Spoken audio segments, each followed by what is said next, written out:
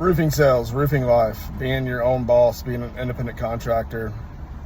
You have to hustle to make the money. You got to get it all on your own.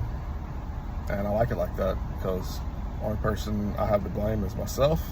I can hold myself accountable. And when you hold yourself accountable, it makes you work hard. It makes you go after what you deserve and what you want and what you're going to earn. You tell a lot about yourself that way. See, I'm out here today in this apartment community. Places like this, they're all around me. All around me. They all need a new roof. I can look at every one of these roofs.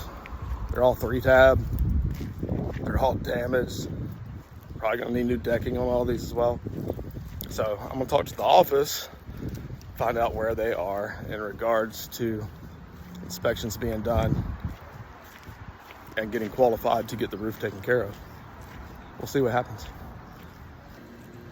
When you're doing roofs like this or you're going out roof hunting, looking for damaged roofs, one of the first things I always look for is the type of roof that's on the building, whether it's a 3-tab or architectural shingle.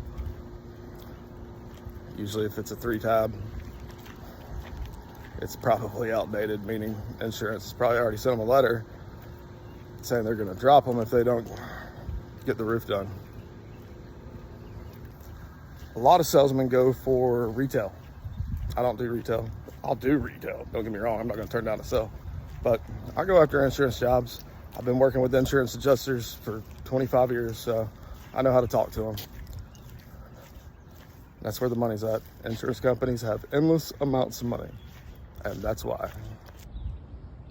For example, this roof, you can't tell it here through the video, but if I was to get up there, these are all 3-tab shingles. They all have lift in them. They all have debris underneath the lift. Probably has hail damage as well. The roof is probably at least, I don't know, 15 years old, maybe older than that, maybe 20. Unfortunately, this community does not even have an office. Just the name of the apartments and a phone number. So I'm gonna have to contact their leasing office and go that route. Shingles missing. All these roofs right here. They all have shingles missing. Shingles missing. Shingles missing. Shingles missing. Look at this hip.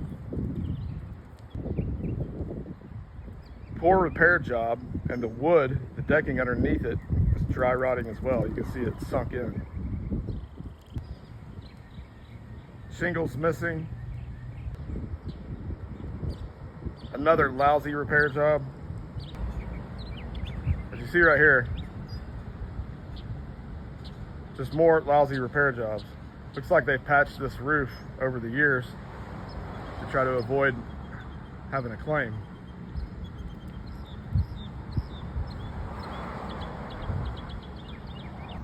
Every single one of these roofs on all these homes or units, every single roof needs to be replaced. Every single one. So what I would normally do if this was a regular roof, I'd get up on the roof, give it a thorough inspection, take lots of pictures, and hand measure the roof. But since I got so many units here, I'm not gonna bother doing that. I'm gonna get an eagle view and get the total number of squares and get all my materials figured out. That way I'll know what needs to be ordered. But that it'll also help me get my quote generated. I'll get the quote generated, I'm gonna take it by their office, personally hand deliver the quote to them with some marketing material about the roof, the shingles we're gonna use, and go from there. So, good news. I was able to talk to corporate. I told them who I was, told them I was just driving by and noticed the shingles missing off the roof and figured I'd come in here and do an inspection. Upon that inspection, I figured out that all these roofs in this community have missing shingles or have some type of serious damage on just about every single roof. They want me to get a quote drawn up for them and bring it to their corporate office. So we'll see how that goes. Fingers crossed. In a situation like this, I would tell the owner or a homeowner I have more than enough documentation here to file a claim with your insurance company. Now, I can't do that. That's totally up to you. But if you were to do that, I would contact your insurance company, say you had a roofing contractor come out, take a look at your roof, and you have all this damage and you have the documentation to support it. At that point in time, the insurance company is going to assign you an adjuster to come out to take a look at your property. And when that adjuster comes out, when they schedule that time to come out, I want to be there. I always want to be at every adjuster meeting. That way, the adjusters can't get by with saying this and saying that, and the homeowner or business owner believing them. And I can call them out, and I'm not afraid to call them out whenever I have an adjuster meeting. It's just, it works that way. So at the adjuster meeting for a place like that, I especially want to be there. That way, we make sure we get the money that's needed to pay for all these roofs in this apartment complex. Now, after the adjuster meeting is over, it'll take about a week, but the business owner, homeowner, whatever situation it might be, will get a scope of work back from the insurance company. In that scope of work, it'll tell you what they will and will not pay for. Sometimes you'll get a check, right? Immediately in a few days from your insurance company, but not always. If they give you enough to pay for all of the roofs, great. If not, we can have a secondary meeting. We can file supplemental claims. We can do stuff like that to build up value in the roofing system that we're going to provide. Once the business owner or homeowner gets that first check, we use that first check to go ahead and get them to sign a contract at that time and get all the necessary paperwork that's needed to be filled out. Go ahead and order the materials and schedule a date and time for the roof to be completed. And once I get that ink signed, that's when I put my yard signs out. I put them in the yard that the roofs are going in.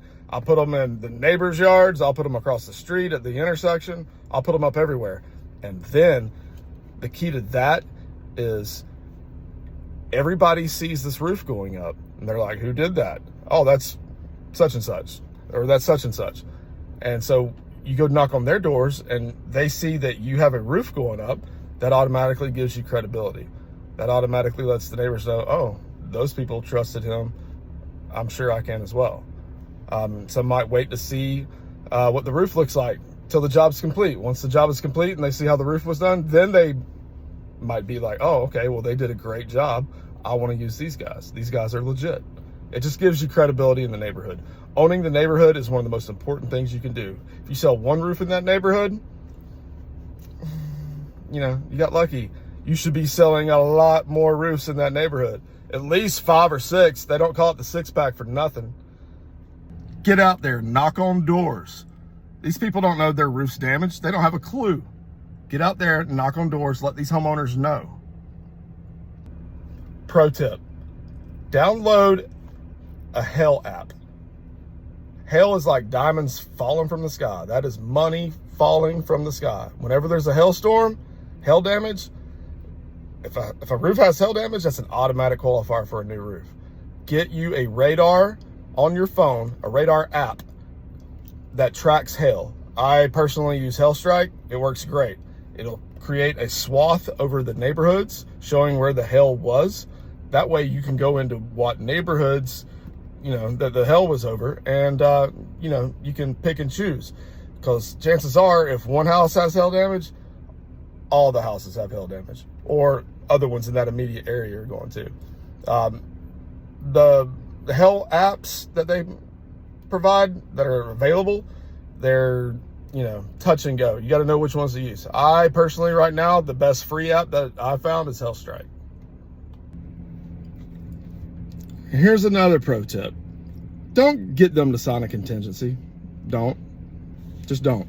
If you get them to sign a contingency, they feel like you're pressure selling them. You don't ever want to make any of these homeowners feel like you're pressure selling them. What is it going to do? The contingency isn't going to do anything except scare the customer more than anything. Yeah, it might help you lock in a deal because it might make the customer feel like they're in a contract, but a contingency is not a contract. Know that. A contingency is not a contract. A contingency essentially means nothing.